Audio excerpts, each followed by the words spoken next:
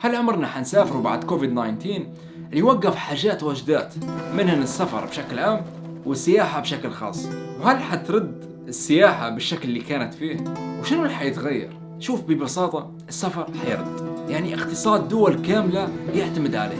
تخيل معايا ان اكثر من 10% من القوى العاملة في العالم يشتغلوا في قطاع السياحة. زعمك عشان هيك عبد الحليم كان يغني قناة CNBC الأمريكية تقول أن السفر لما حيرد في الفترة الأولى حيكون بالبر بس، يعني الرحلات اللي بالسيارة، طلعات للطبيعة، للمنتزهات أو حتى للسفاري، والرحلات الداخلية القريبة في البداية، يعني زيارة المدن المجاورة. وبعدين المرحلة اللي بعدها حتى لما يرد السفر الدولي حيكون التنقل بالبر بين الدول المجاورة. ويتوقعوا أن الناس حتميل أكثر لاستخدام البيوت عن الهوتيلات، وأن السفر بالبر أكثر من الجو زي ما قلنا، وأن الناس أكثر حتستخدم تأمين السفر اللي من قبل كان يعتبر حاجة إضافية. ولكن حتى لو رد السفر ومازال ما لقوش العلاج، الناس حتكون ما زالت مطالبة بالتباعد الاجتماعي، حتدير مسافة بينك وبين الناس.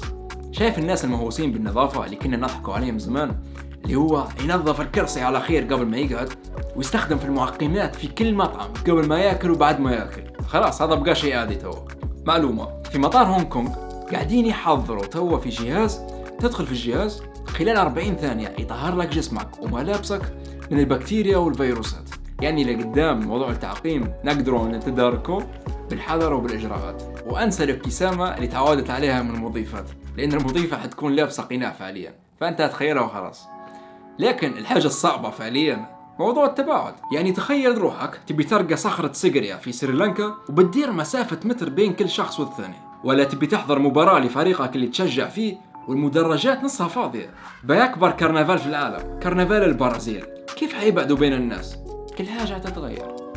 أوكي، بالنسبة لفتح الحدود، رأيي الشخصي ما تمسكواش عليه أن الحدود بين الدول مش حترد تفتح لعند ما يكون العلاج متوفر. وخبراء قطاع السفر يقولوا أن الفترة الجاية التكنولوجيا حتلعب دور كبير في تقليل اللمس، يعني جواز سفر إلكتروني، هويات إلكترونية، البوردينج باس إلكتروني، مسح طبي في المطارات عشان تعرف المسافر مصاب ولا لا، روبوتات تنظف وتعقم في المطار. بالنسبة لأسعار الطيران حتغير واجد. التوقعات تقول أن كل 3 كراسي بيناتهم كرسي فاضي، حاجة عمرها ما صارت.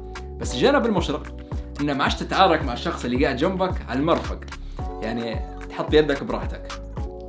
بس هذا معناه أن الطيارة حتطير بحوالي 65% بس من كراسيها معبيات، بمن حيشيل قيمة الكراسي الفاضيات اللي حوالي 35% الباقيات. ما أعتقدش أن شركات الطيران حتشيل التكلفة هذه، خصوصا أنهم طالعين بخسائر كبيرة بسبب الطيران اللي توقف شهور. الخلاصة أن التوقعات أسعار التذاكر حترتفع على المسافر. بس بما أننا نحكوا على أسعار، في حاجة ممكن تكون إيجابية أعتقد، لأن في شيء اسمه أوف سيزن وبيك سيزن، واللي هن الموسم اللي يكثروا فيه السياح والموسم اللي يقلوا فيه السياح. هذه حسب شهور السنة وعادة ثابتات. فعليا الأسعار في البلدان هذه في الموسم الفاضي تكون أقل من الموسم الزحمة، يعني السكن أرخص، النشاطات الترفيهية أرخص، وأحيانا حتى المطاعم تكون أرخص.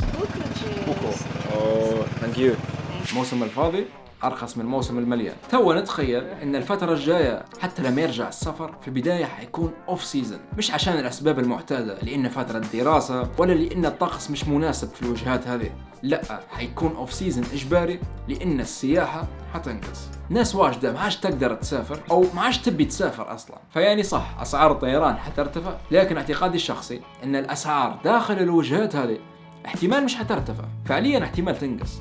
موضوع معقد جدا. انتوا شنو رايكم في اللي سمعتوه؟ والحاجة الوحيدة اللي نقدروا نتوقعوها متأكدين منها 100% انها حتصير حاجات اللي احنا مش متوقعينها. اكتبوا لنا رايكم في التعليقات.